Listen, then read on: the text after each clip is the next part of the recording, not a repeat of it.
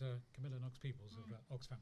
Yeah, no, in terms of, just coming back to your initial question, in terms of progress, I think, as Nick was saying, David's mentioned, acting on early warning has been a key aspect.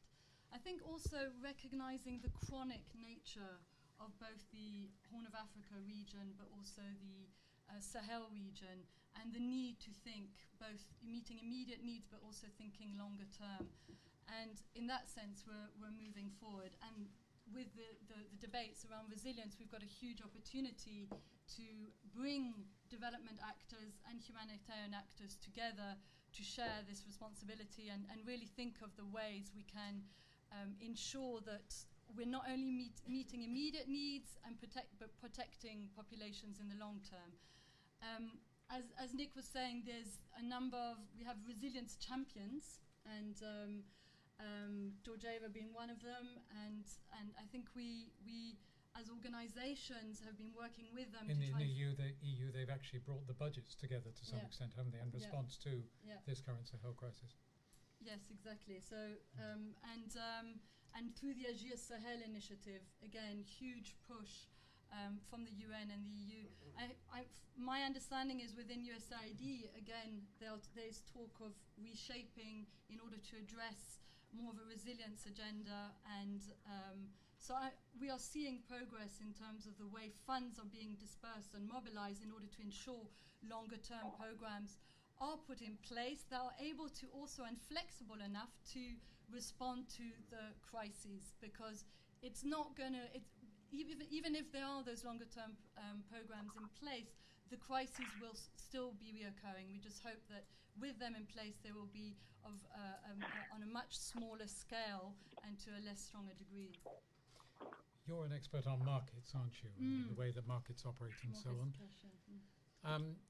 Is enough made of the distress that's often evident in markets very early on, isn't it? I remember back in the Ethiopian famine, back in the 80s, going up to the beginning of 1983, so long 18 months before the Ethiopian famine was to reach its peak, and everything, all the prognosis to what was going to happen was being built on what was happening in the very local markets at that time, and people beginning to move and so on. Yeah. Have we? That's 30 years ago. So have we built properly and systematically on those kind of skills that many agencies have, or big and small have, or not? Or is there a lot of work to be done in your area?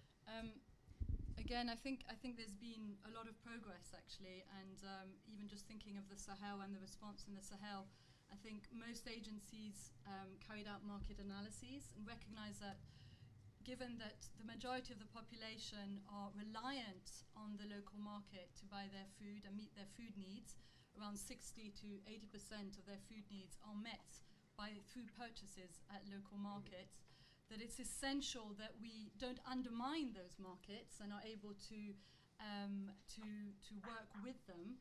And the Sahel was also characterized with these incredibly high prices. This was mentioned, and we were talking about...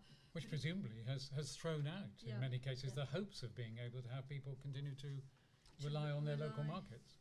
Yeah, the key thing was about trying to both have an integrated approach. So working with existing markets and being able to give people the means to be able to buy from the markets, as well as working with local traders to bring more food into the countries where it was necessary. It was very different from one country to another. Yeah, Chad, Niger, Mali are actually quite different scenarios in terms of food availability in country.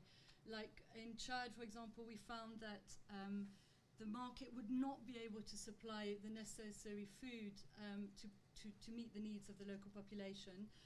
We did an assessment with ACF in Bahr el Ghazal and Kanem, and it was very clear that in that particular case and in those particular regions, food needed to come in from outside.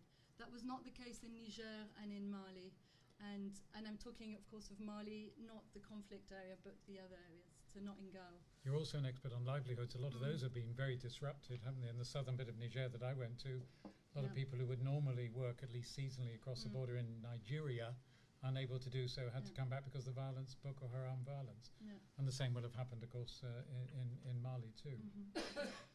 So we worked, we worked with these populations. We worked both on sort of meeting immediate short-term cash flow needs, providing them with cash grants, but also looked at inputs and other ways of mobilizing them to strengthen their livelihoods, and thinking about the future and the planting season and so on coming up. So we've done, in the short term, we've done a number of initiatives, and there's also longer term initiatives in place to strengthen their livelihoods.